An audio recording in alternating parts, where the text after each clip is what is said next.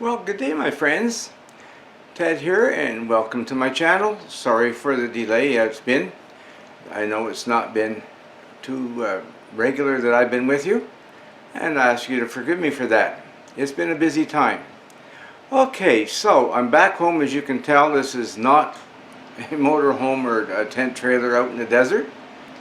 From the time I arrived on the ground, it took an extra day getting there because I had a blizzard en route. I had to go to ground before 11 o'clock in the morning, and I stayed there until the next morning when I proceeded forth from there. It was sketchy for the first few miles, but it warmed a little bit, and the trucks, the big heavy 18-wheelers, as we call them here in North America, with their 70,000 pound and such loads of cargo and you know the rig itself and that, broke up the ice on the highways quite quickly once it warmed a little, and they cleared up, and the rest of my trip was good. I didn't get to do the things that I wanted to do in the desert. I didn't do any of the cross-country trips on Wednesdays. That was just one of those things. I had things that need to do. So, what did I need to do so importantly to require me to set aside one of my favorite hobbies? Well, when I got there, I set up my Camperoo tent trailer, and we tried to get the motorhome out of storage, and it wouldn't start. The house batteries, the four big 6-volt batteries that power the main unit, they're at 14.2 volts after being in storage for 2 years, which that pleased me to no end. The regular battery that I call a truck battery for running the axle chassis, it was dead. Okay, it was a different type of battery, so naturally.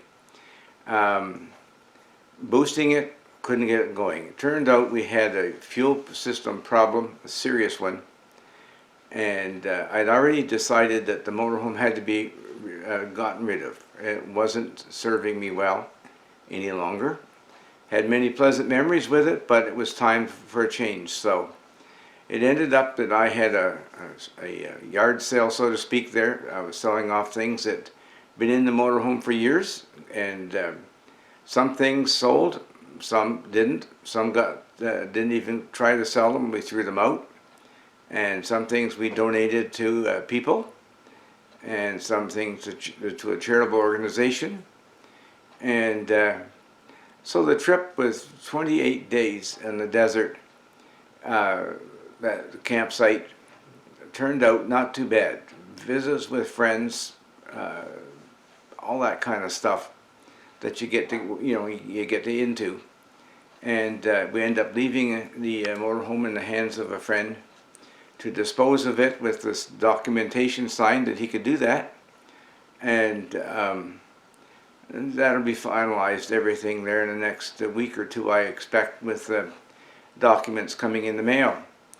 Anyway, while I was there, the temperatures, for those of you who really considered the desert a hot place, when I got there in mid-January, the temperature was round about I'm going to say 17 degrees, 15 degrees centigrade at the high noon, or high part of the day, which is actually about 2 o'clock in the afternoon, and down to about anywhere from 0 to 5 degrees centigrade overnight. There the temperature drops quickly because that's the way of the desert.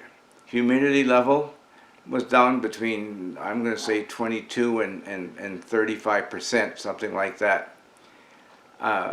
It was indeed a pleasant time. We only had one little bout of rain, and it turned out well. So anyway, when my time there was up, I made the lengthy trip back home, and I made it more leisurely this time. Normally I would jump in the Jeep and be gone. 4 days of solid driving, sleep in the Jeep or whatever, and keep on going.